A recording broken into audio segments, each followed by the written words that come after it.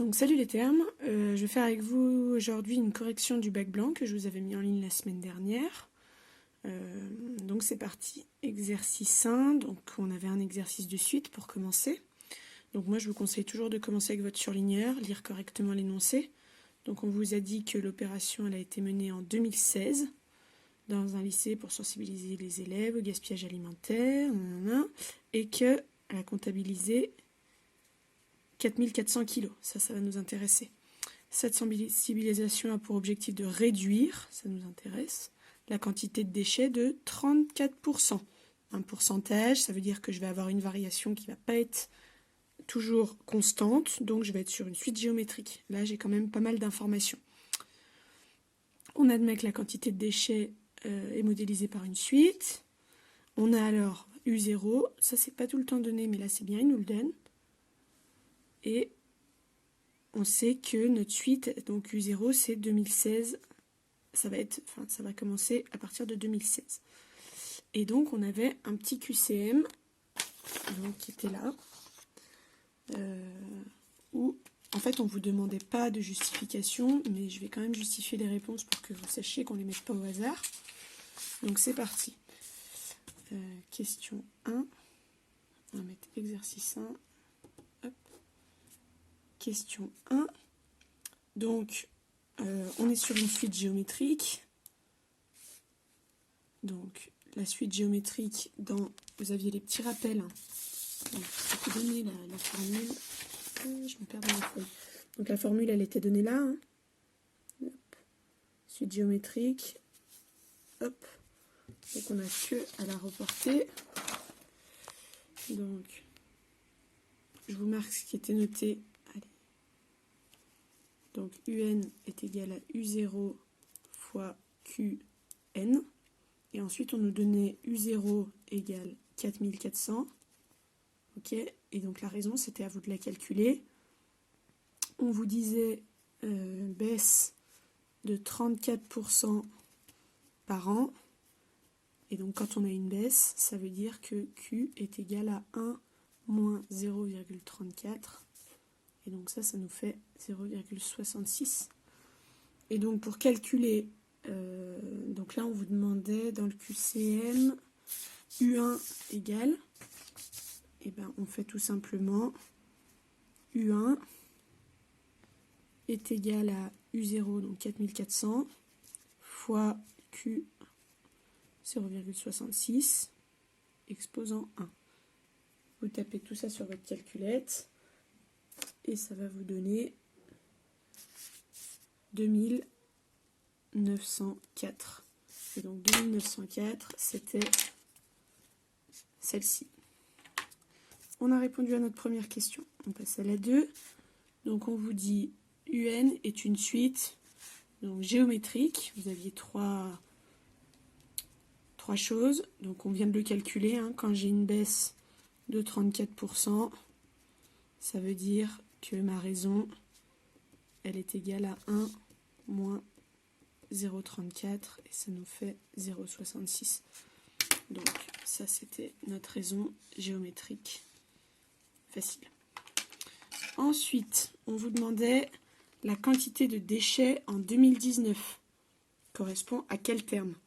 Donc là la justification c'était que U0 c'est 2016, donc U1 c'est 2017, U2 2018 et donc U3 c'est 2019. J'écris n'importe quoi. Hop, 2019. Donc ici, 2019, ça correspondait à U3. Voilà pour cette question. Alors la question 4, on vous disait, à ce rythme, la quantité de déchets sera divisée par au moins 10, au plus tôt 1, et on vous faisait 3 propositions.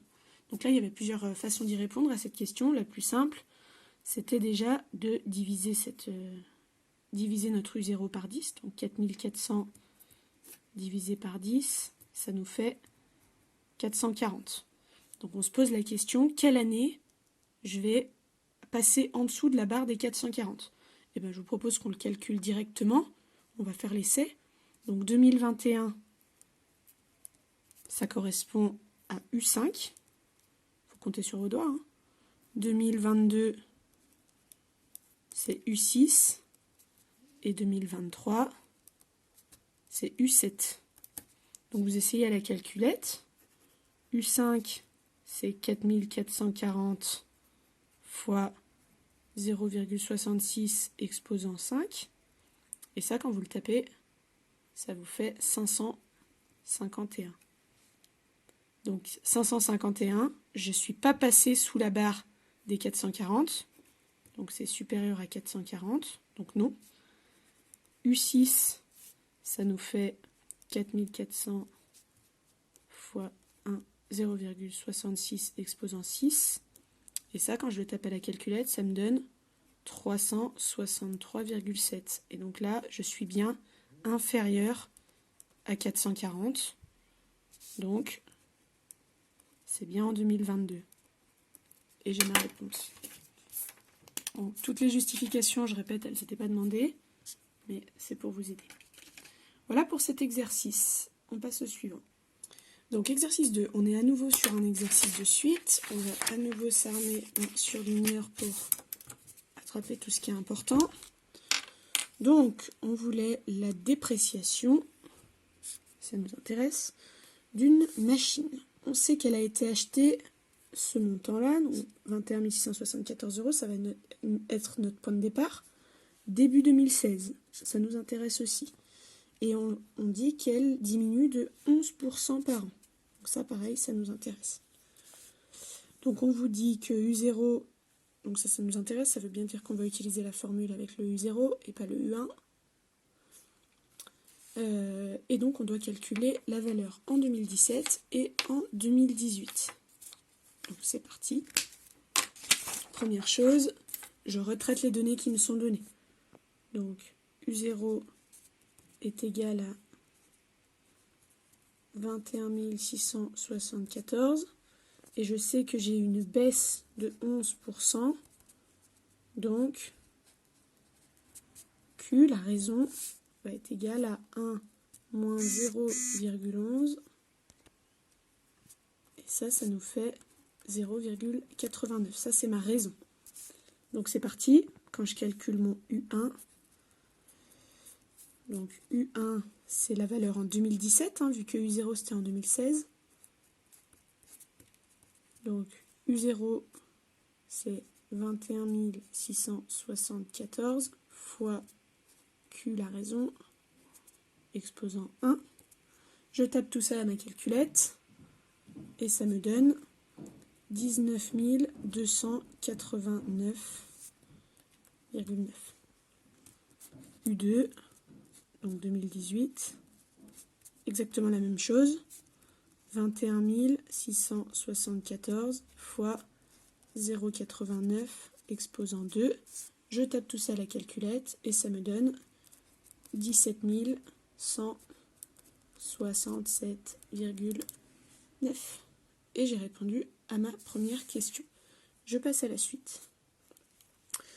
On vous demandait de préciser en justifiant la nature de la suite, puis vérifier que pour tout entier n, un est égal à 21 674. Voilà. Donc en fait, indirectement, on vient de le faire, parce qu'on s'en est servi, nous, pour faire ça, ce qui va être plus facile.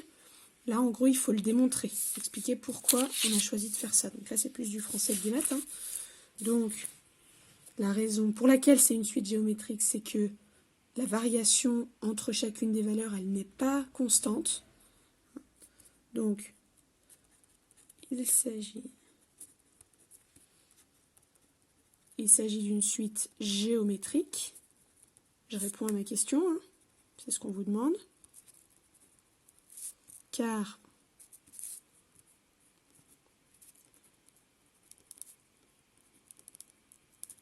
la variation de la valeur de la machine n'est pas constante dans le temps.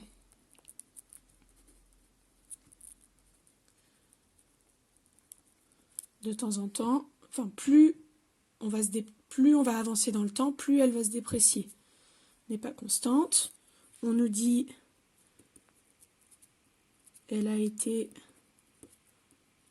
achetée donc 21 674 € en 2016. Entre parenthèses, c'est notre U0. En gros, on lui réexplique. Hein, et se déprécie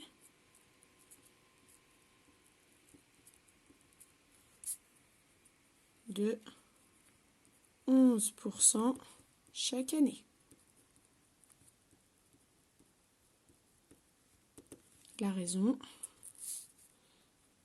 est donc de... Et on peut réexpliquer notre calcul, ça prouve qu'on a bien compris. 1 moins 0,11 est égal à 0,89.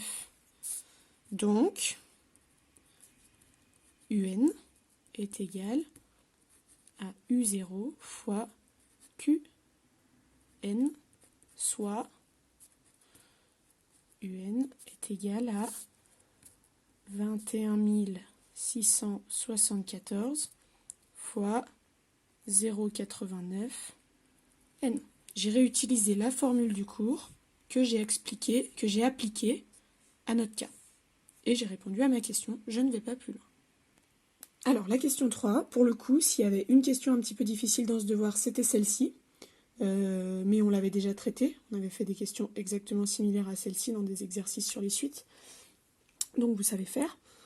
Donc, on se dit que l'entreprise souhaite vendre la machine avant que sa valeur ne soit inférieure à 10 000 €. Autrement dit, je veux que 10 000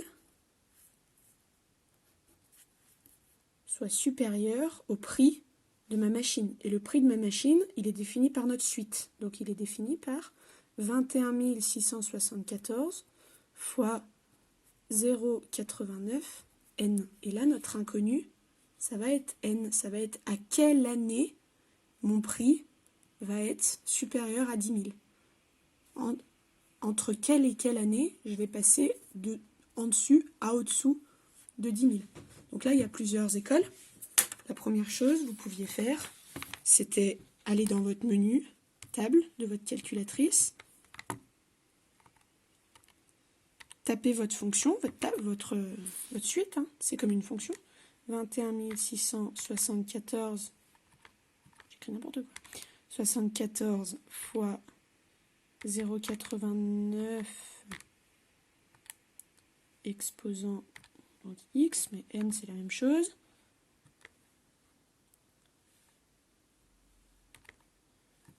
Hop, on peut commencer de 0 et on va jusqu'à 10, allez. Hop. Et là, vous avez déjà une idée. Donc, on est toujours au-dessus de 10 000, au-dessus de 10 000. Et entre ces valeurs-là, entre 6, vous voyez, 6, je suis à 10 700, et 7, je suis à 9 500 et quelques. Donc, si déjà vous arriviez à faire ce truc-là, mettre les deux valeurs, vous aviez déjà des points. Me dire que c'était entre la 6e et la 7e année, on vous donnait déjà des points. Donc nous, on va faire toute la démonstration mathématique qu'il aurait fallu faire pour avoir la totalité des points, mais vous n'étiez pas obligé de faire tout ça. Donc, ce truc-là est multiplicateur, il va devenir diviseur.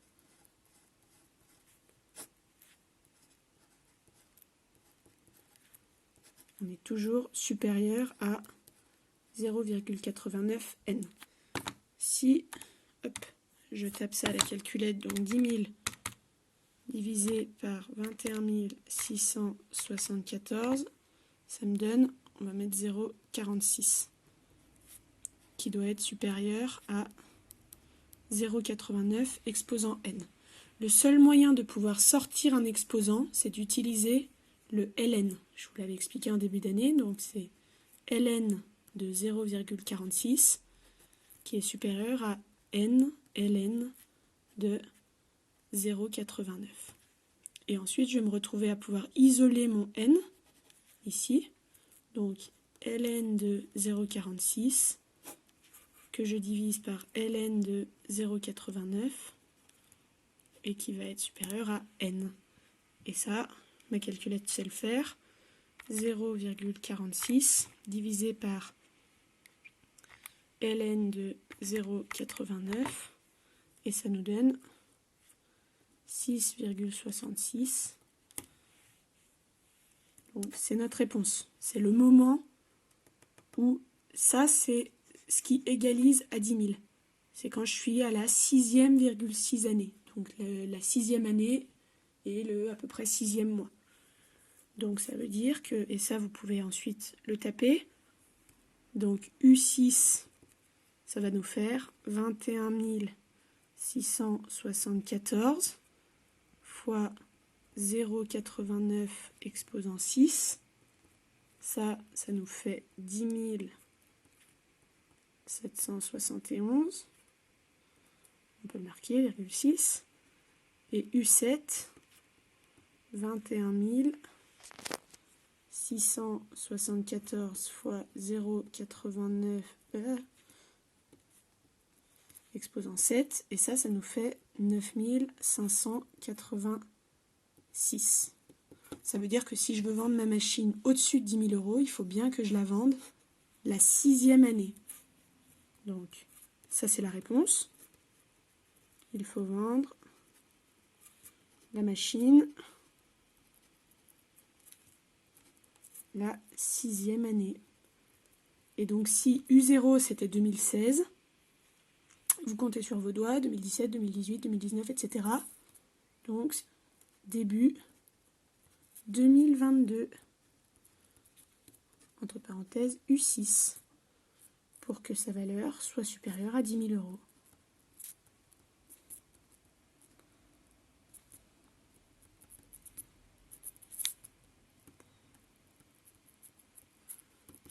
Voilà pour l'exercice 2. On va passer au 3.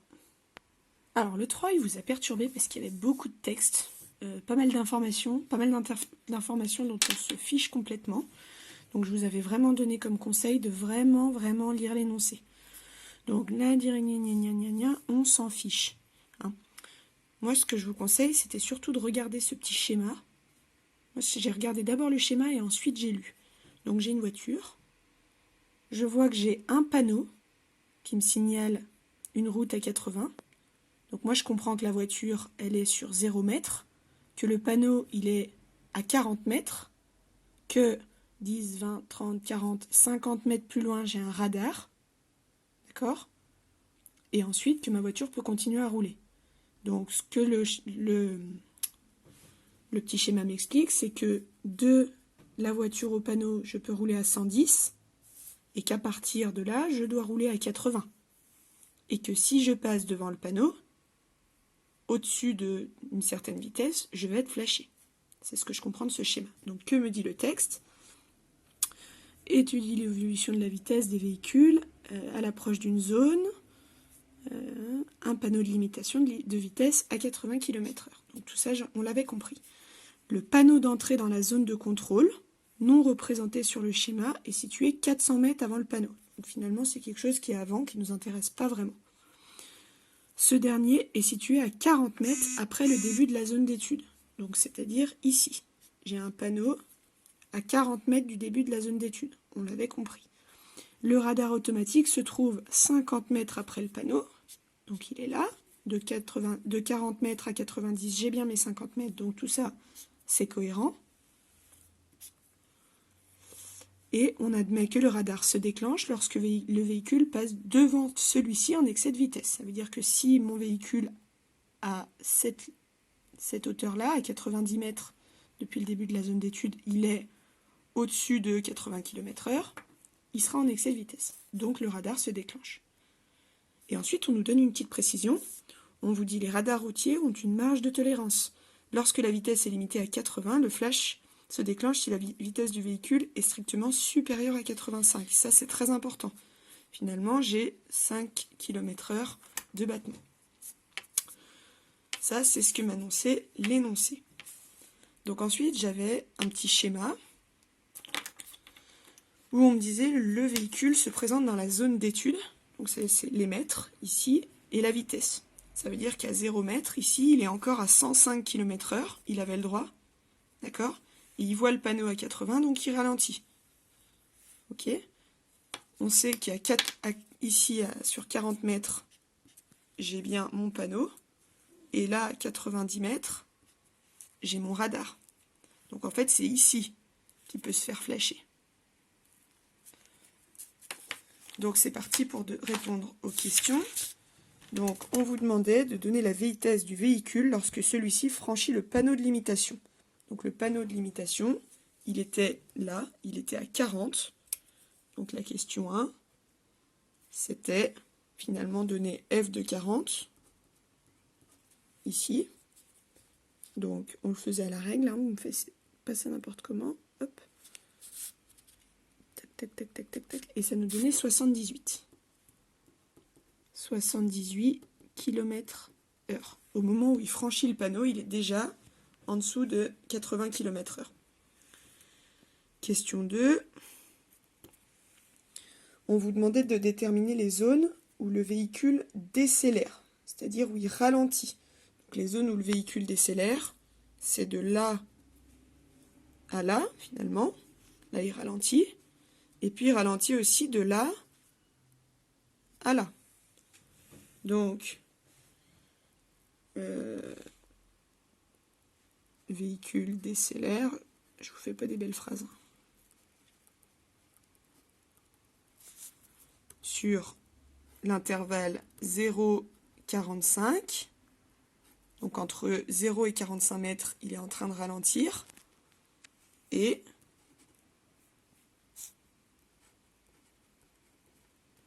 130, 150 mètres. Ça, c'est les zones où le véhicule décélère. Ensuite, on vous demandait de déterminer la distance parcourue par le véhicule avec une distance inférieure à 80 km/h. Donc, inférieure à 80 km/h, c'est tout ce qu'il y avait en dessous de cette ligne-là. Donc, finalement, c'est ma courbe qui est ici.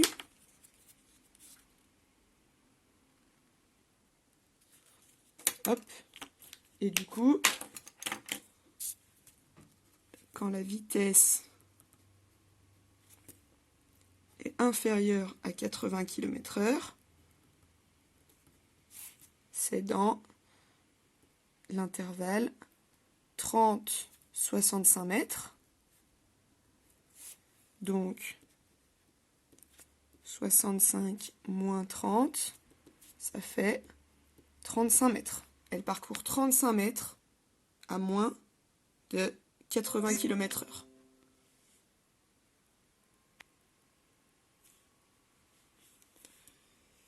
Hop. Ensuite, on veut savoir si le flash du radar se déclenche. Donc, c'est pas réponse 9, c'est réponse question 4. Donc, est-ce que le flash se déclenche? Donc, attention de ne pas vous faire avoir. C'est pas ici que je regarde, c'est sur 90. Quand je passe devant le radar, à quelle vitesse je suis? Donc à 90, je suis là, à la règle bien sûr. Donc on est à 86 km/h. Donc F de...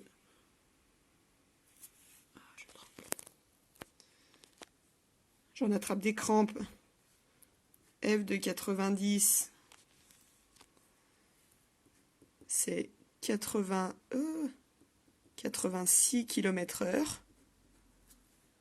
Et donc, c'est plus grand... Arrête de trembler. C'est plus grand que 85. Et donc, oui, le flash... Oh, j'écris n'importe quoi. Le flash se déclenche. Fin de la partie A. Donc, on passe à la partie B. J'espère que je vais un peu moins trembler. Donc, on vous dit un autre véhicule, donc on n'est plus sur le même modèle, hein, se présente dans la zone d'étude. Sa vitesse peut être modélisée par la fonction V. Donc, on vous donne l'intervalle 0,160. Ça, c'est toujours notre zone d'étude. Hein. On était déjà sur 0,160 tout à l'heure. C'est les mètres, de 0 mètres à 160 mètres. Et on vous donne une fonction. Hop. Et on vous dit que dans cette fonction, x représente la distance en mètres à partir de l'entrée dans la zone d'étude. Donc, moi, ce que je vous conseille quand on vous donne une fonction comme ça, c'est de la taper. Donc, c'est parti, je me mets dans mon menu table et je tape ma fonction. Hop.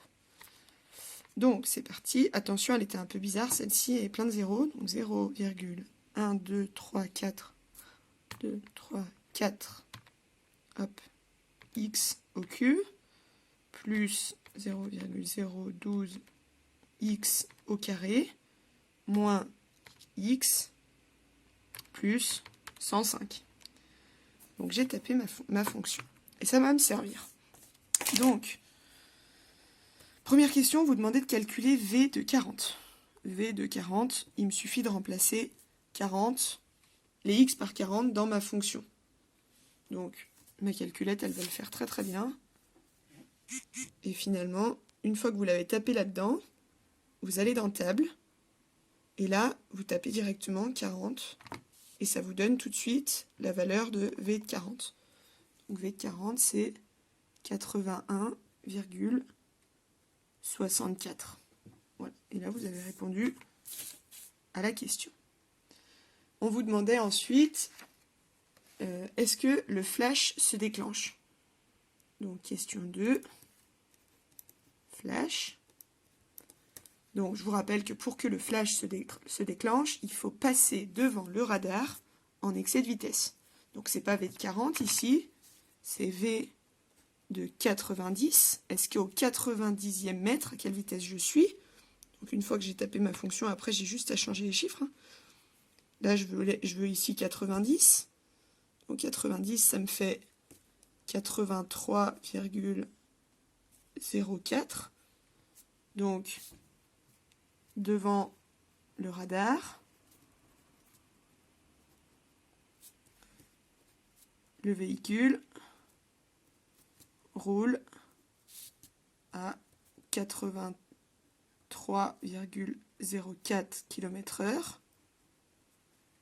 C'est inférieur, ça vous pouvez le marquer ici, à 85. Donc, le flash ne se déclenche pas.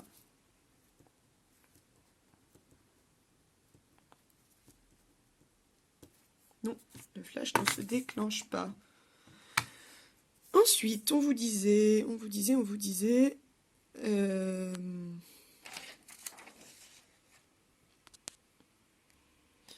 donc, on note V', la fonction dérivée de la fonction V. Donc, première chose, vous deviez calculer la dérivée V'. Donc, je vous le disais souvent, on ne se laisse pas impressionner quand c'est des grands chiffres ou autres. On sait faire une dérivée. Donc, V' de x, ça nous fait donc moins 0,00004 fois 3 x2 plus 0,12 fois 2x moins x qui devient moins 1. Donc je fais mes petits calculs. Donc ça, vous pouvez le taper sur votre calculatrice. 3 fois 4, ça va vous donner 12. Donc 1, 2, 3, 12, x au carré, plus, donc 12 fois 2, 24, 0,024, x moins 1. J'ai calculé ma dérivée. Et donc ensuite, ça c'était pareil, une petite question un peu plus bac, un peu plus de raisonnement. On vous disait par la méthode de votre choix, déterminer à 0,1 près la vitesse maximale du véhicule dans la zone limitée à 80 km/h. Donc, moi je vous avais expliqué que la dérivée, elle nous servait à connaître le sens de variation d'une fonction. Et on vous avait dit qu'à chaque fois que la dérivée était égale à 0, ça voulait dire que ma fonction, elle connaît un pic. Soit un pic vers le bas, donc une valeur minimale, soit un pic vers le haut, donc une valeur maximale. Donc le moyen pour connaître la valeur pour laquelle notre courbe va atteindre ou son maximal ou son minimal, c'est d'égaliser notre dérivée à 0. Donc, pour déterminer les extrémums,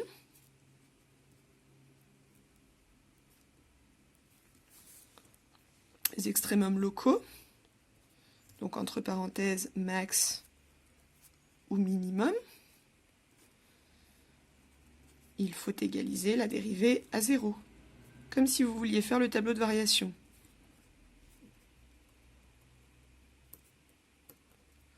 Donc, c'est parti. V' de x égale 0. Donc là, V' de x égale 0, on a une équation du second degré. Moins 0,123 12 x au carré plus 0,024 x moins 1 égale 0. Donc, plusieurs méthodes. La méthode du calcul ABC, delta et les deux racines. Et puis la méthode plus facile que je vous ai montrée la dernière fois. Donc, menu, je vais dans équation. Là, on ne vous demandait pas de méthode particulière. Donc, équation, polynôme du second degré. Et donc, vous tapez les chiffres. Donc, le A, c'est moins 0,00012. Le B, c'est 0,024. Le C, c'est moins 1. Et c'est parti. Et il me donne mes deux valeurs pour lesquelles ma dérivée s'annule. Donc, x1, c'est 59,1.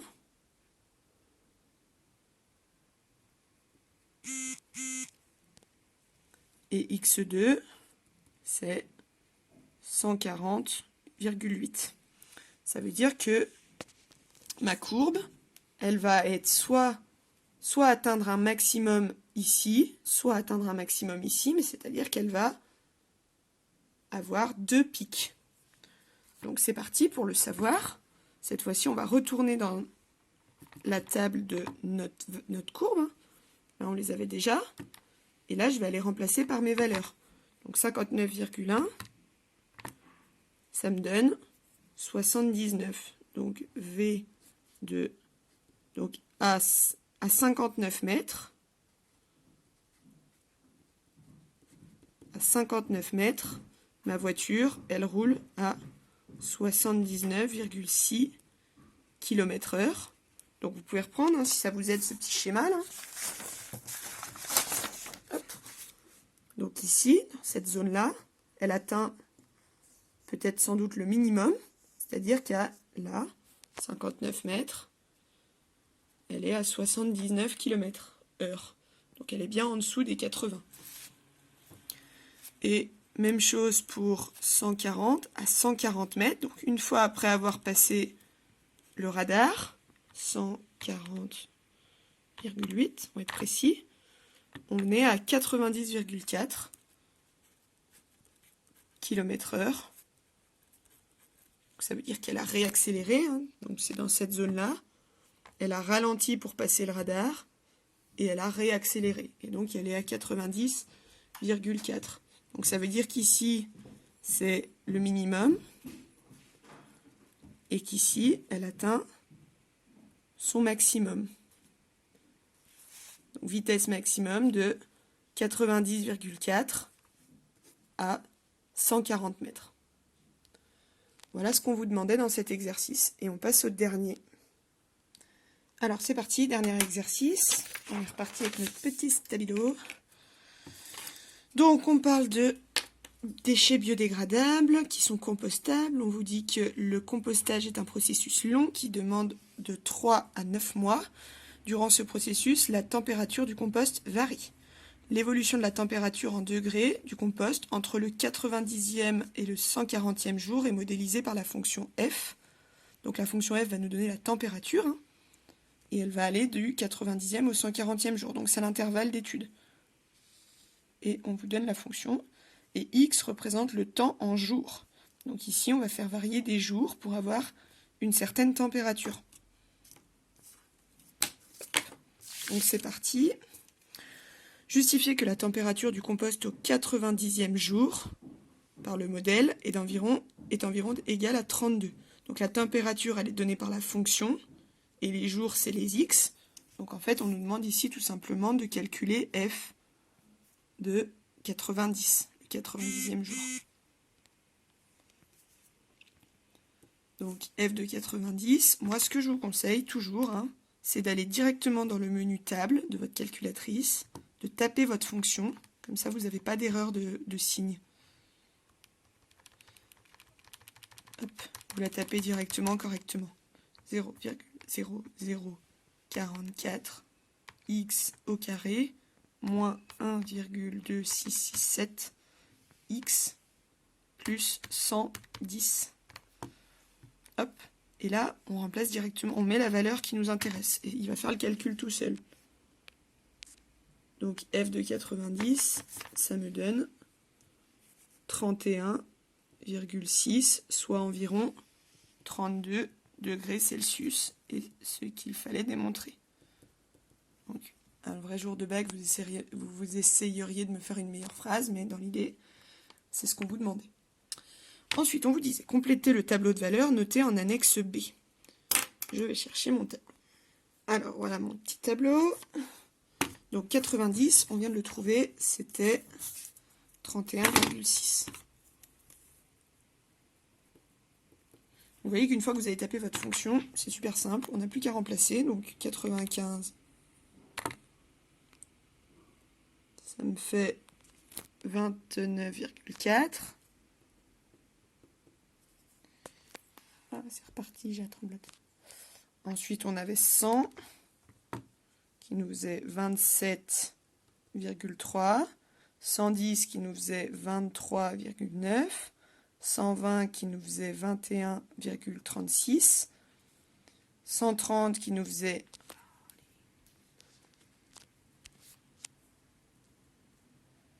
19,7 et 140 qui nous faisait 18,9. Et on nous demandait ensuite de représenter la fonction dans le repère. Donc c'est parti. Donc 90, c'était 31,6. Donc il est à peu près, alors, à peu près là. 95, il est ici. Donc 95, ça faisait 29,4.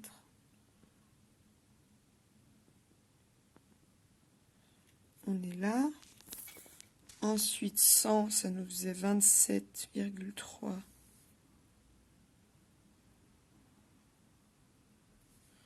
On est là. Hop, donc j'avais trop la tremblote, j'ai fini toute seule. Donc voilà, j'ai positionné les points par rapport à ce qui était donné dans le tableau et j'ai tracé ma petite courbe. Ça, c'était pour la question 3. Alors ensuite, on nous disait, question 4, à l'aide du modèle, estimez au bout de combien de jours la température du compost deviendra inférieure à 25 degrés. Donc on le voit ici, 25 degrés, 24, 25. Hop, donc je vais chercher la valeur qui est là.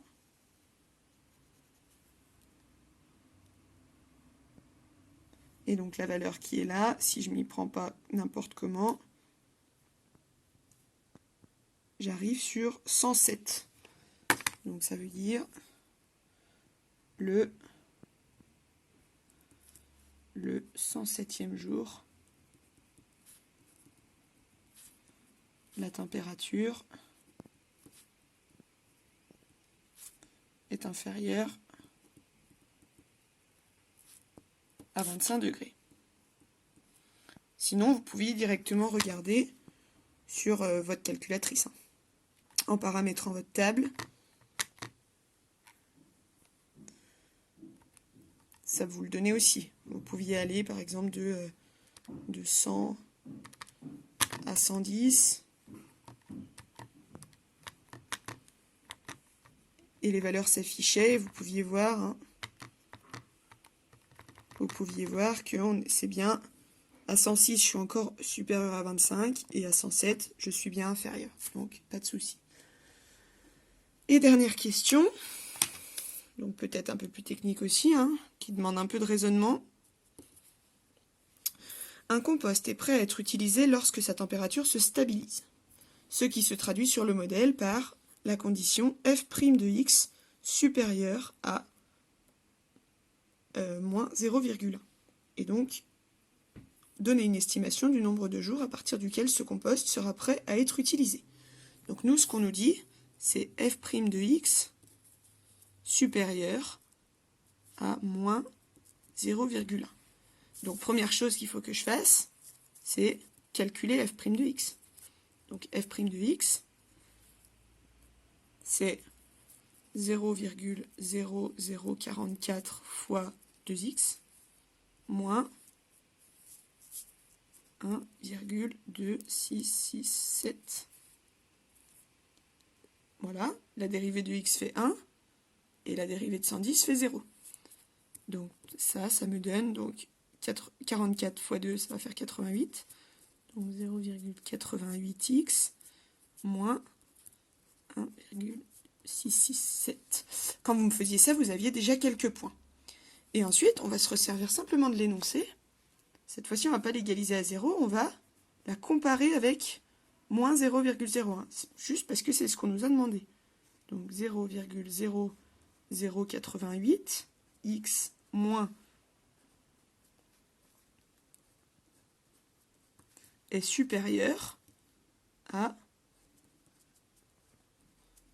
moins 0,01. Est-ce que c'est 0,1? Oh, je fais des bêtises.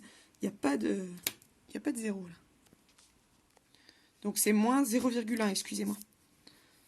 Donc ça c'est en fait la résolution d'une équation. On va chercher quelle est la valeur de x pour laquelle ce truc-là est supérieur à moins 0,1.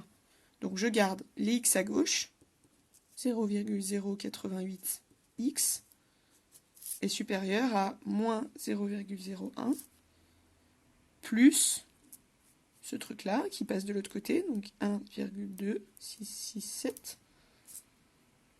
Et donc ça me donne donc 0,0088x est supérieur à, ça vous le tapez à la calculette, 1,1667. Notre partie ici multiplicateur devient diviseur, donc x va être égal à 1,167 que je divise par 0,0088. Et donc ça, je le tape à la calculette. Donc 1,1667 divisé par 0,0088. Et ça me donne 132,5. Donc en gros, pour répondre à ma question, la température se stabilise à partir du 133e, on va prendre celui d'après, jour. Et c'est terminé. Voilà, donc vous aviez les clés en main, en soi il n'y avait rien d'infaisable, mais c'est vrai qu'il y a quand même des questions qui demandent un petit peu de raisonnement mathématique. Voilà, j'espère que cette correction va vous aider, et puis je suis là pour répondre à vos questions si vous en avez. Voilà, je vous souhaite bon courage, à bientôt.